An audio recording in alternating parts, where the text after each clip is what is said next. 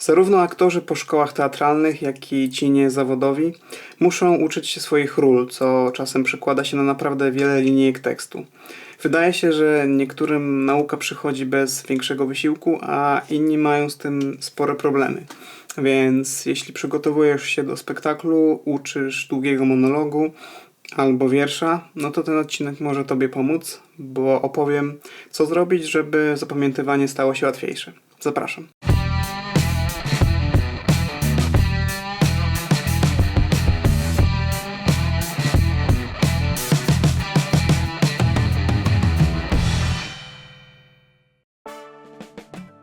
Cześć, witajcie, z tej strony Grzesiek Orlikowski z kanału Bliżej Sceny. Jeśli trafiłeś tu, bo interesuje Cię aktorstwo, pisanie scenariuszy, ogółem teatr i to, co dzieje się na scenie, ale też i za sceną, no to zasubskrybuj kanał i zostań na dłużej, bo tym właśnie się tutaj zajmujemy i sukcesywnie będę starał się dostarczyć nowe materiały. A jeśli oglądacie mnie już od jakiegoś czasu i zastanawiacie się, czemu scenaria wokół jest inna niż zwykle, no to informuję, że tymczasowo jestem zmuszony nagrywać właśnie w takich warunkach. Uważam, że kluczem do nauczenia się tekstu są takie 3 podstawowe kroki, czyli oswojenie, zrozumienie i interpretacja. Niektóre rzeczy, o których opowiem, mogą być banalne, ale wiem, że często się o tym zapomina albo olewa, więc warto wspomnieć. Niezależnie jednak od tego wszystkiego, uważam, że jest jedna rzecz, która zawsze będzie miała znaczenie. I to duże znaczenie. Nasza motywacja. Nie chcę, żeby to zabrzmiało, jakbym był jakimś coachem, ale specjalnie starałem się zapamiętać taki fajny cytat. Gdy myślisz, że coś możesz albo czegoś nie możesz, to za każdym razem masz rację. I to są słowa Henry'ego Forda. Zastanówcie się teraz, ile razy zdarzyło wam się pomyśleć coś w stylu: nie, no tego jest za dużo, nie ma mowy, żebym się nauczył. Studenci powinni wiedzieć, o co chodzi. Albo trzeba było się uczyć, jak miałem te 20 parę lata. Teraz już jest za późno. To w ogóle jest taki fajny przykład, bo powszechnie uważa się, że z wiekiem coraz trudniej przyswajać nowe rzeczy, a nawet, że starsze osoby nie są w stanie się już uczyć. Nasz mózg starzeje się i jego efektywność spada. To prawda. Ale w Kanadzie, konkretnie w klinice geriatrycznej w Montrealu, przeprowadzono takie badanie.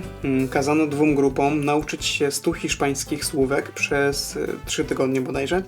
Jedna grupa to byli młodzi ludzie, a w drugiej właśnie osoby po 60. I wyniki były podobne. Więc widzicie, że na naukę nigdy nie jest za późno. Mówiłem, że będą banały, ale na początek dobrze jest zapewnić sobie odpowiednie warunki do tej nauki. To znaczy wyłączyć telefon, laptop, ogólnie wszystkie przeszkadzajki i powiadamiacze.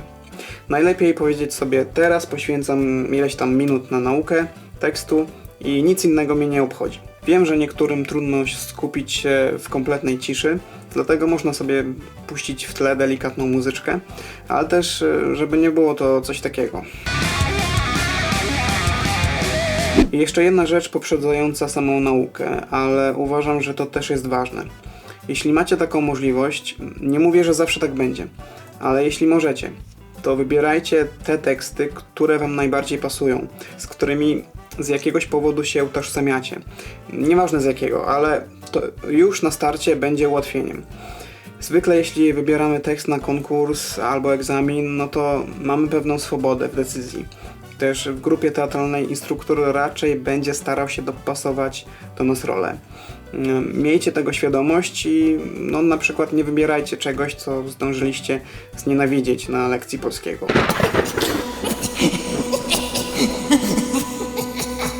Więc jak już mamy ten tekst przed sobą, no to najpierw powinniśmy nauczyć się go czytać. Mówię poważnie. Przeczytać raz, drugi, 10, żebyśmy się z nim oswoili, a tekst płynął, jak czytamy. Zobaczcie. W jakimś sensie ma Pani rację. Koniec teatralnego świata na scenie to właśnie horyzont, czyli taka tkanina zamykająca scenę od tyłu i tam na razie będzie Pani pracować, żeby mieć bliski kontakt z aktorami. Widzicie, że tekst nie musi być wcale trudny, żeby się zaciąć albo pomylić. To teraz drugi przykład. Byk Jowisz, panie, igrał z pięknym rykiem, lecz twego ojca krowa z pewnym bykiem. Miała cielaka skutek tych słodyczy, rysy ma twoje i podobnie ryczy. Teraz już rozumiecie, o co mi chodzi? Ja to czytałem po raz pierwszy, więc jest to dla mnie coś nowego, czyli muszę się do tego tekstu przyzwyczaić. Następnie kluczowym jest, żeby go zrozumieć. Czyli jeśli są tam jakieś słowa, których nie znamy, no to oczywiście sprawdzić, co one znaczą, ale też ogólnie zrozumieć, o czym jest nasz tekst. Bo wykuć słowo po słowie i odtwarzać z pamięci pewien ciąg wyrazów trochę mija się z celem.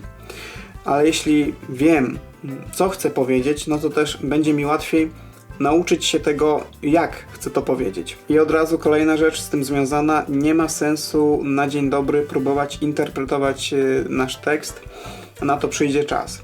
Najpierw uczyć się na sucho, ale to nie znaczy, że jak już mniej więcej będziemy ogarniać, to trzeba uczyć się jednej właściwej, w cudzysłowie, interpretacji. Nie, no to nie jest język polski i odpytywanie wiersza, no choć w takiej sytuacji też może się to przydać. Dobra, szybka wymiana baterii i wracamy. Dobrze jest próbować robić to na różne sposoby. To znaczy szybciej, wolniej, zmieniać tempo, zmieniać akcentowanie, miejsca, w których robimy pauzę, mówić tekst obierając ziemniaki na obiad i dajmy na to grając na pianinie do jakiegoś rytmu. Też mówić z różnymi emocjami, z radością, smutkiem, złością. Można też sobie wyobrazić różne sytuacje, na przykład, że wypowiadamy ten tekst, jakbyśmy byli prezenterem wiadomości albo prezydentem, który wygłasza uroczyste przemówienie. Im więcej będziemy się bawić tekstem i pozwalać sobie na większą elastyczność, na większą plastyczność, no to tym bardziej będzie on nam się utrwalał. Nauka tekstu nie musi być taka straszna, jeśli damy sobie luz i potraktujemy to chociaż trochę jak zabawę.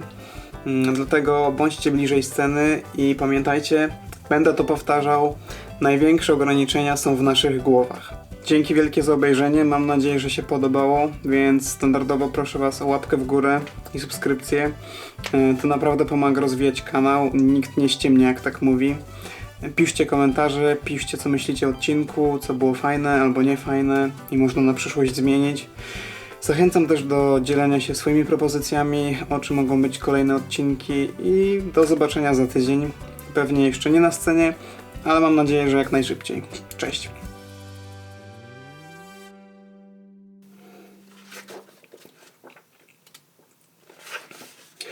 A cholera wie, Kuba mówi, żebym poszła do lekarza. Teraz chodzenie do psychiatry jest bardzo trendy, ale w razie czego po